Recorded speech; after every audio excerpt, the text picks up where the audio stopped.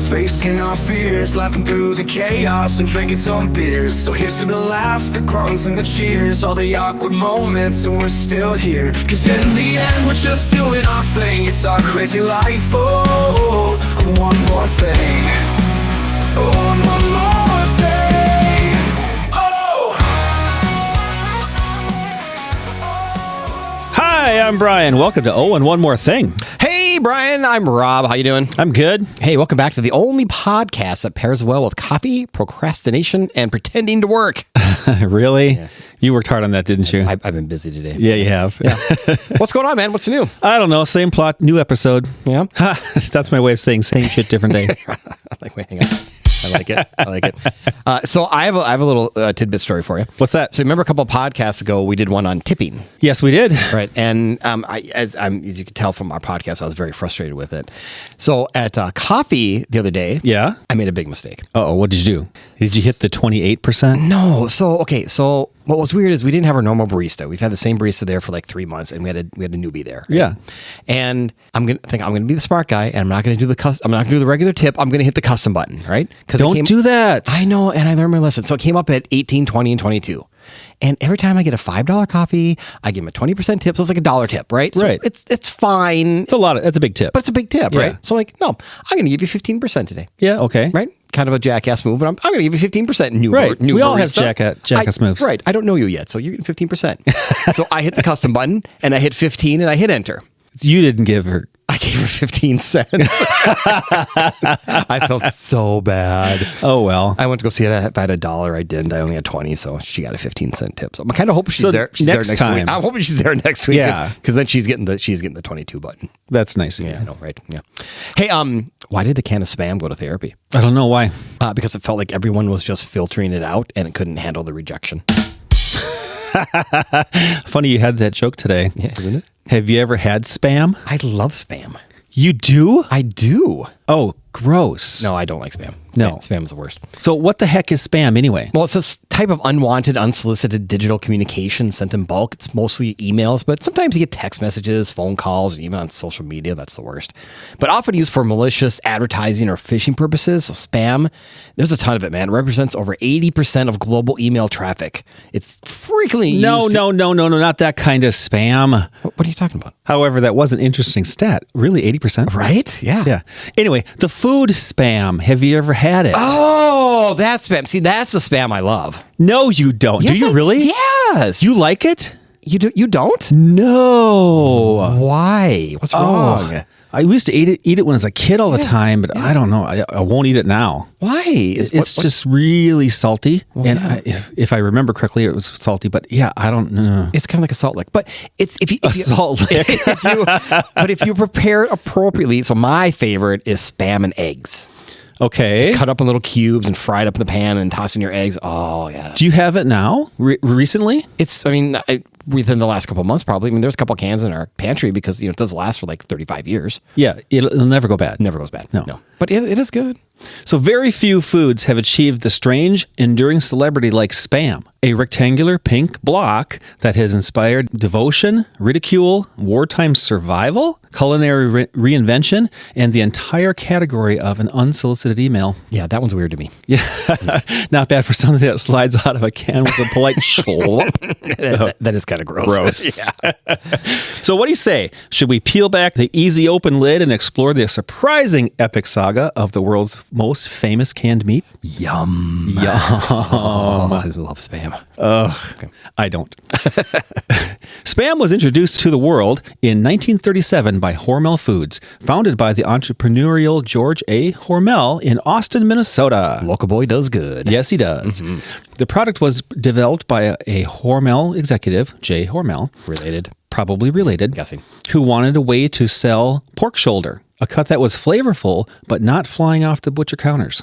Pork shoulder. I don't know enough about pork and like what meats are good, but he says it's good. Yeah, I guess it's good. What do they make bacon out of? Side pork, isn't it? It's not the same thing. No. Same general area? Isn't that right? It's more like the rib more area? the sidey ribby area. Yeah, in your stomach area? And the shoulder's more up here. I'm guessing. I don't know. What's wrong with it? So how did the canned meat get its name then? The name Spam is widely said to be a mashup of spiced ham. Oh, that makes sense. Though Hormel had long maintained a certain mystique about the true origin. A naming contest reportedly awarded $100 to Kenneth Diagnew. I guess that's how you say it. I'll go with that. A brother to a Hormel food exec for coming up with the name. For $100 in 1937, you could buy a decent used car or presumably a very large quantity of Spam. That's a lot of Spam. That is a lot of Spam. The product was designed to boost sales of pork shoulder, and the name Spam was chosen to replace the less appealing name of Hormel spiced ham. Ugh, yet again, I say it. Yum. Love it. Gross. Yeah. So Spam's big break actually came during World War II. That makes sense. Yeah, so with refrigeration unreliable and fresh meat scarce, the U.S. military shipped over 100 million pounds of Spam to troops overseas. Oh my gosh, that's a lot. Because you know why? It didn't spoil, it didn't complain, and it could be eaten hot or cold. Yuck. Quantities highly prized in both soldiers and luncheon meats. Gross. Yeah, see, I don't like this. Spam fed Allied troops across Europe and the Pacific. British civilians encountered it through wartime imports, and though rationing made fresh meat rare, Spam was abundant enough to become a fixture. Okay. The war cemented Spam as both hero and punchline. Yeah. Soldiers were grateful and occasionally resentful of its omnipresence. When a food appears at breakfast, lunch, dinner, and possibly in your dreams, intimacy is inevitable. That's right. Spam statistics are as dense as its texture. Oh, again, gross. Over 9 billion cans have been sold worldwide since 1937. Billion with a B. Billion with a B. That's a lot of That's a lot. pork shoulder. That's a lot of Spam. Yeah. Available in more than 44 countries. Dozens of flavors, including teriyaki, jalapeno, hot and spicy, to name a few. I've only had the original. I've never had any of these. Oh, I feel a project for us. Oh, no. You're a chef. Come on. Okay, yeah, I am, but no. Okay, let's do it. Okay. In some markets, annual per capita consumption rivals that of far more glamorous proteins. Oh, I can see that. Really? Yeah, I can see that. Again, some places where some proteins are scarce or just like weird, like you're eating like spiders and snake guts. That makes sense. First of all, why are we eating snake guts? We are not. Well, I mean, maybe we spider. We aren't, but somebody is. Chocolate covered grasshoppers. Yeah, that's true. It's true. Things like that. Yeah. Do you know what the undisputed Spam capital of the world is? It's not Austin, Minnesota. It is not. What is it? Hawaii. Shut the front door. Right? Is it really? Yeah. Oh, nice.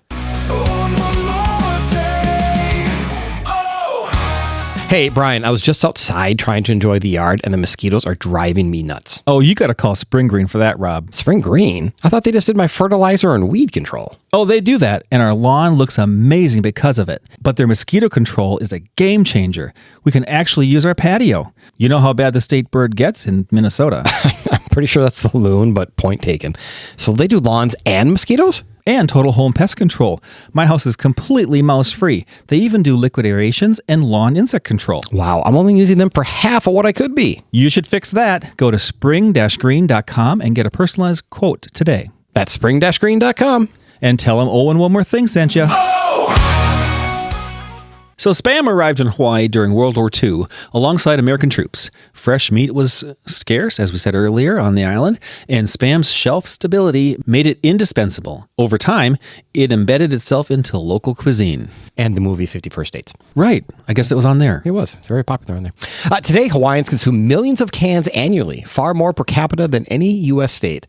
Spam musubi. Masabi, isn't it? Masubi? Is it Masabi? I'm reading how it's spelled. I don't know. Let's go with Masabi. Well, it tells you what it is. A slice of grilled Spam atop rice wrapped with nori. You know what nori is? No, what is That's it? that black seaweed. Oh, yeah, that's gross. That's what's on your sushi rolls. No, it's okay then. Oh, wait. Do you like sushi? Not really. No, I didn't think you did. California roll? It's on that. Okay, I like that. You can't taste it. No, right? Spam musabi is as common as a sandwich. Really? You'll find Spam in fried rice. Samimi. I don't know what that is. It's not samimi. No. Salmon. Salmon? Salmon? Okay. That sounds bad. Salmon. Oh, my God. Which is a noodle soup, kind of like pho. Pho. That's pho. Pho? Yeah. My God, my pronunciations are horrible. Or terrible. They're horrible. It's about time that you screw Right. up once in a while. Take the wheel and run, jackass. All right. So in that, it's an omelets, and there are even some upscale reinterpretations. I wonder what those are. I don't know. Every year, Waikiki Spam Jam celebrates a culinary romance with a festival devoted entirely to the canned classic. Ugh, that's crazy. It is perhaps the only food that can headline a street festival without irony. I am so booking my next trip to Hawaii and during the week of Waikiki Spam Jam. Wouldn't that be cool? Oh, that sounds fun. We could replay this podcast in Hawaii. Oh my God, we could just put it we could do the 80s thing, put a big boombox on our head and just walk around playing the podcast. That'd be awesome. We're totally doing that. All right, Spam achieved immortal absurdity thanks to Monty Python's Flying Circus. I like them. It's only a flesh wound. Whose famous Spam sketch featured Vikings singing the word repeatedly, drowning out all other conversation. The joke, Spam is everywhere, unavoidable, inescapable. Do you remember that sketch at all? I vaguely, I do a little bit. Spam. Yeah, I remember that part. Yeah. Spammity spam. The sketch directly inspired the modern term spam for unwanted bulk email. Hey, that's where it came from. Is. I love that. In the early days of the internet, users described repetitive, intrusive messages as spam in homage to the sketch. Thus, a humble canned meat gave its name to one of the digital age's great annoyances. It's a rare brand that feeds both soldiers and metaphors. Oh, that's funny. That is funny. Yeah. All right. See, I told you I had it in here. Yes, right. I just couldn't find it. Couldn't find it. So what's actually in it? Nobody knows. Nope, you really don't. Actually, I don't think we want to know. It's probably on the can if you read it. You would, yeah. Classic Spam contains just 6 ingredients. That's it? Pork with ham. Okay, well, yeah, we knew that. Isn't that kind of the same? Yeah. Salt, water, potato starch, sugar, and sodium nitrate. Ooh, sugar. It is fully cooked in the can. Oh. Bleh. No. Which both sterilizes and preserves it. Oh, this is getting grosser by the day. The gelatinous layer you sometimes see. Okay, that is a little gross. That's gross. That's natural meat juices set during cooling time. A detail that either reassures or alarms, depending on your disposition. It alarms. It alarms you, yeah. but that kind of makes sense. Like when you buy a jar of pasta sauce. I mean, that's how they seal it. I mean, they cook it fully, and then they seal. And then when you jar There's something. no gelatinous layer in pasta sauce. Okay, but I understand that. But I'm saying it makes sense that it's fully cooked. Yeah, they cook it in the can. That's how they do makes tuna. Yeah, cans of tuna. They cook them in the can. Right. Do you ever open it and see that little sludge over the top? Yeah, a little of bit. it? Yeah. That's kind of so gross. But Nutritionally, Spam is high in protein and yes, sodium. Mm-hmm. It was engineered for durability, not for yoga retreats. Nope. While some foods chase trends, Spam quietly adapts. Hormel has introduced lower sodium versions, turkey Spam. Oh, I didn't know they had that. And also regionally tailored flavors. In parts of Asia, Spam is positioned as a premium imported good. Really? Often gift wrapped and proudly displayed. What? Yeah, what? Wow. That's impressive. That's odd. I love it. I'm curious about the turkey Spam. You should get some. I gotta add this stuff to my grocery list. Some chefs have even embraced it with Spam sliders, Spam carbonara, and Spam tacos. Ooh, that sounds yummy. No. Oh, again. Okay. We're on different sides of the table here. I don't really like it. Okay, but I'm just going to forewarn you now. So next time you come over and we're making you dinner, yeah, it's Spam tacos, and we're not going to tell you that. So I'll just come across this chunk of salt in my taco and wonder what the hell is that? We'll get the low sodium turkey one that's better for you. Wait. Do I get the gelatinous mass on the top? No, you wipe off the gelatinous mass, then you cook it again to burn off the gelatinous mass. What is wrong with you? They're so good. We're not. I'm not selling it, by the way. Yeah. It thrives equally in dive diners and fine dining experiences. Yeah, I get the dive diners, but no, I don't think so. Few foods can toggle between irony and sincerity so effortlessly. Yeah. So I don't believe that. I don't either.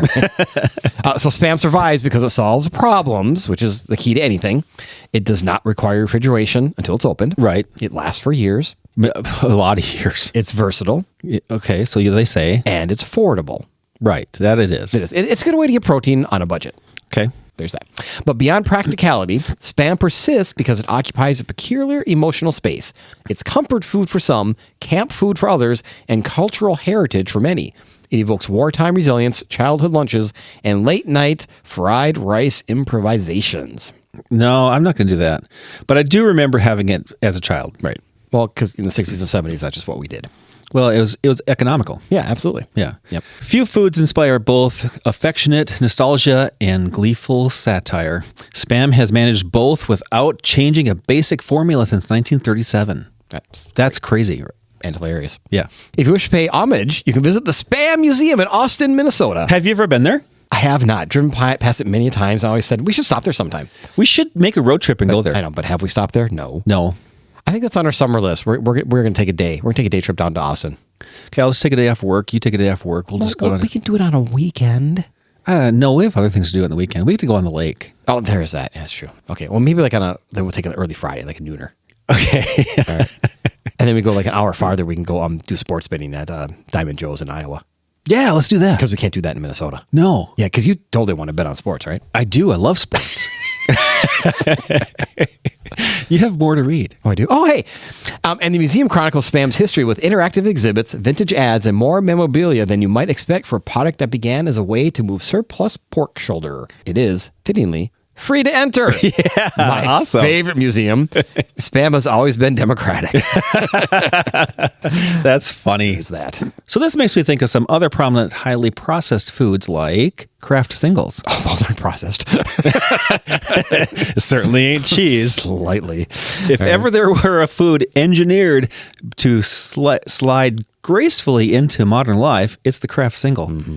That square, cellophane-wrapped emblem of lunchboxes, late-night grilled cheese, and the unshakable confidence of mid-century food science. It's been around forever. It's not cheddar. No, it's not. It does not pretend to be cheddar.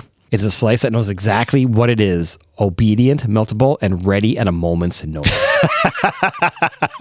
That's a funny line. That is funny. That's a funny line. The saga began with James L. Kraft in 1916. Kraft patented a method of pasteurizing processed cheese so it wouldn't spoil as quickly. This was revolutionary.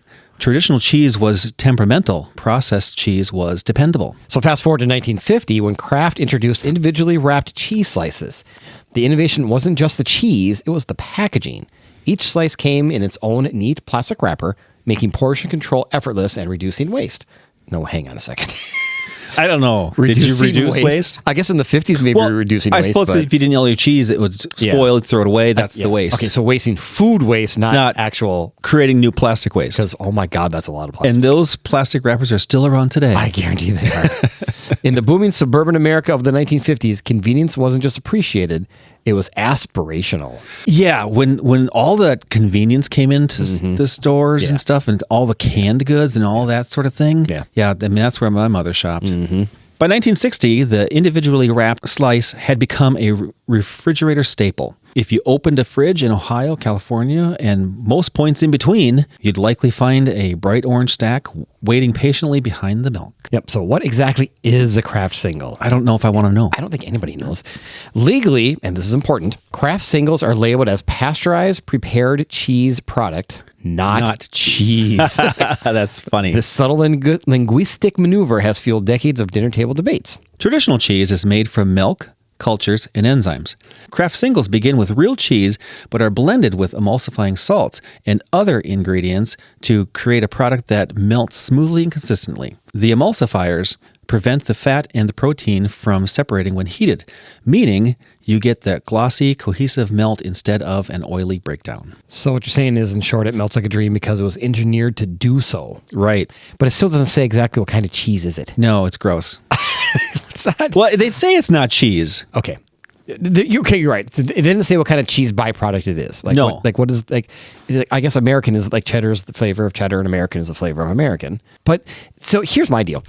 So does American have a flavor? That's what I'm going. Are you going there? I'm going there. But so we don't buy Kraft singles. We have a lovely little hometown little creamery. Yes. Bongards. And they make American cheese slices, which are not shiny. They taste way better. They taste much better. They taste way better. I mean, I get it. They're still processed, and the process to a point, but everything's the same. They seem to do a better job. They do a much better job, and they taste way better. Yeah. So nothing against Kraft. I would agree. I grew up on Kraft.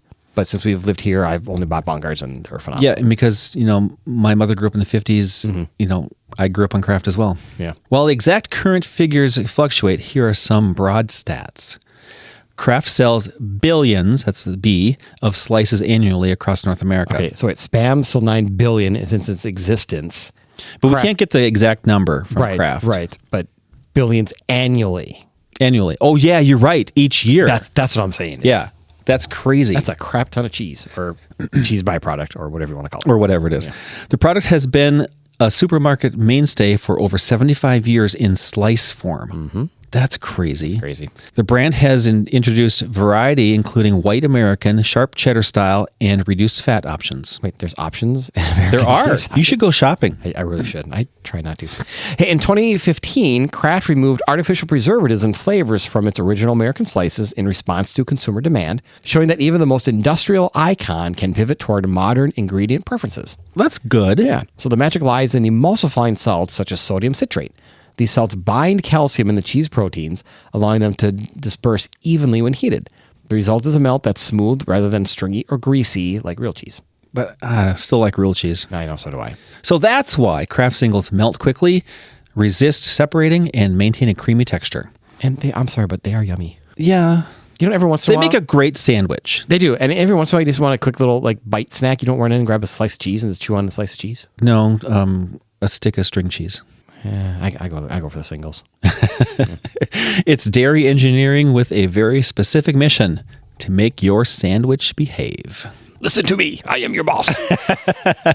In the 50s and 60s, processed food signaled progress. Owning a freezer, serving TV dinners. I miss TV dinners. Oh, no. Swanson TV dinner. Oh, God, those are so gross, but good. We grew up differently. You know what it was? It wasn't even the dinner. It was always like the apple... It wasn't even apple pie. It was like some apple saucy. Apple turnover? It or wasn't even that. It was like somewhere like... Apple not crisp? Apple not crisp. There you go. That was the best part. Anyway, so owning a freezer, serving TV dinners, and stacking plastic wrapped cheese slices in your refrigerator meant you were participating in the future. Go Jetsons. Kind of like the Jetsons. Yes, right. I was just going to say it. That is too funny. Today's grocery aisle is crowded with natural, quote-unquote natural, sliced cheese that mimic the square format without the processed label. Competition is fierce. Consumers read ingredient lists more carefully than they ever did before. Like me getting Bongards instead of Kraft singles. That's right. That's right. Yet Kraft singles remain resilient. Their brand recognition is immense. For many people, they are not a substitute for cheese. They are a category unto themselves. I would agree. Yeah. Category unto themselves. They are. You don't compare them to aged Gouda, that's for sure. Yep. But more than that, they carry nostalgia. They remind people of after-school grilled cheese sandwiches, backyard barbecues, and packed lunches assembled before sunrise. Now, I do have to say, from a grilled cheese, I've tried other cheeses. Yeah. Just not as good as an American grilled cheese, I don't think. I would agree that the grilled cheese has Kraft singles have a flavor. Yes. Right? Yes. And that's what we grew up on, the grilled cheese is that flavor. Yeah. But now I do make a grilled cheese with 3 different cheeses. Ooh. And it's delicious. It is not Kraft single flavor. Okay. So you have to get that out of your mind. Okay. But it's delicious when you use smoked Gouda. Oh, okay. And some other white cheddar. And things like that. So you should make me a grilled cheese sometime is what I'm... Yes, I should. Yeah. Now, let me ask you this question. This is a very controversial grilled cheese question. Okay. Tomato soup or ketchup? What do you mean? The dip. What do you dip your sandwich in? If I'm having a soup with its tomato soup, I don't like ketchup. At all? No. Really? I will eat ketchup if I need to, if there's no other condiment around. Sure. And you got to dip your fry because it's too dry or too whatever. Sure. But it's not my go-to. So what do you normally dip your fry in? Mayonnaise. Mayonnaise. Yeah. Mayonnaise and yellow mustard. You're a mayonnaise guy. Okay. So... Okay. Did you ever try it? Mayonnaise and yellow mustard. It's amazing. Mayonnaise and ketchup is pretty good too. Yeah, I do like mayonnaise and ketchup. Yeah. But I would do mayonnaise and sriracha. Yeah, so a lot of people think we're weird because... Well, you are. Okay. In addition to normal being weird, people think we're weird because we do grilled cheese and tomato soup, but then we also use ketchup to dip our sandwich in. So we don't dip it in the soup. We dip it in ketchup. Why would you do that? You have to like ketchup. It just tastes so good. Yeah, we could do a whole segment on ketchup alone. We totally could. Future podcast alert. But anyway, we're talking about Kraft singles. Yes. They're not glamorous. No. They're not artisanal. No. They are not here to impress the cheesemonger. There's no impressing with these suckers. They are here to melt. And sometimes in a complicated world of aged rinds and cave aging, a perfect square slice that does exactly what it promises feels like, well, quite genius. Yeah, I agree. Yeah. Now let's talk about hot dogs. No, I like hot dogs. Don't ruin it for me. Okay. How about Braunschweiger? Oh, God, Braunschweiger. Ugh. I kind of know what it is. I've had it a couple times, but it's gross. Is it? No. Okay. So Braunschweiger. So back up now. What? So you don't like I don't Spam. like Spam or and I like Spam. Kraft Singles. You like Kraft Singles? I like Kraft Singles. And I like I Braunschweiger. can't stand Braunschweiger. I like Braunschweiger. How do we get along so well? I don't know. Because we eat each other's scrap food. I don't know. Apparently. Okay. So Braunschweiger is the soft, spreadable, faintly smoky liver sausage that turns humble rye bread into something bordering the old world deliciousness. Oh, no. Okay. Smoky liver and rye bread. You lost me. You I'm done. see my hands here? I'm like, this is delicious. So done. Oh my God. Traditionally associated with the German city of Braunschweig. Okay. That makes I didn't sense. know that. Figure. Its American incarnation is typically made from pork liver blended with spices, then smoked to give it that gentle woodsy depth. Okay. So That sounds good to me. pork, it's still got the word liver in it. Yeah, it's pate. Oh God, no. It's a poor man's pate. Anyway.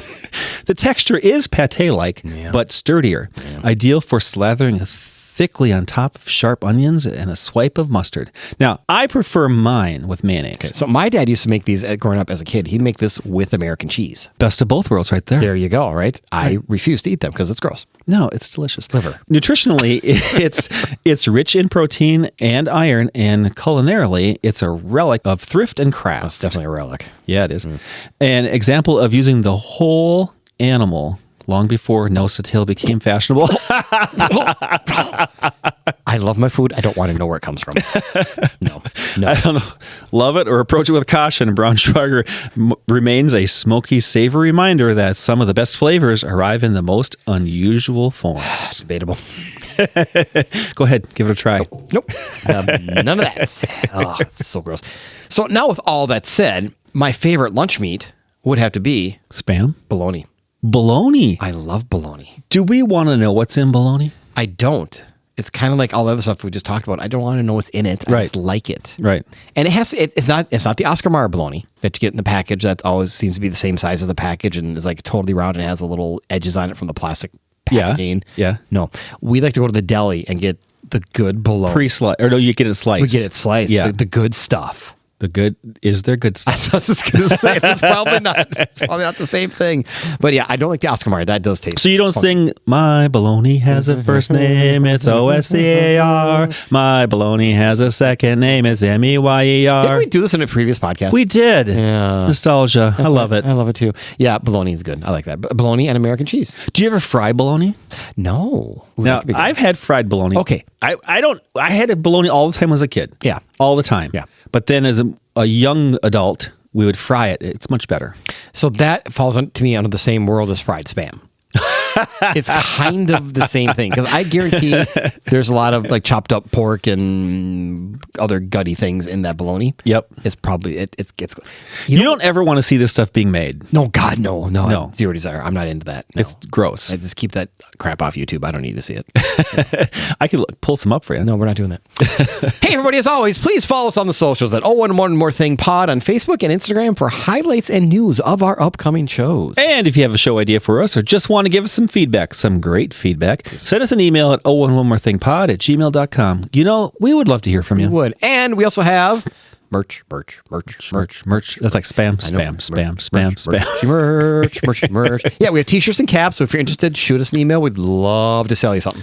Oh, and one more thing. Yeah. In an era obsessed with artisanal sourcing and farm-to-table purity, Spam and Kraft Singles remain unapologetically industrial and strangely beloved. Love them both. Spam is not trying to be prosciutto. Nope. It is not competing with Wagyu. Nope. It is just a small pink brick with global reach and a sense of humor. And perhaps that's its greatest trick. Spam doesn't pretend to be anything other than Spam. It knows its lane and it stays in it. That's right. Yes, it does. Bye, everybody. Bye, everybody. Hey, let's go make a Spam bologna and American cheese sandwich. Ugh, gross. Yum.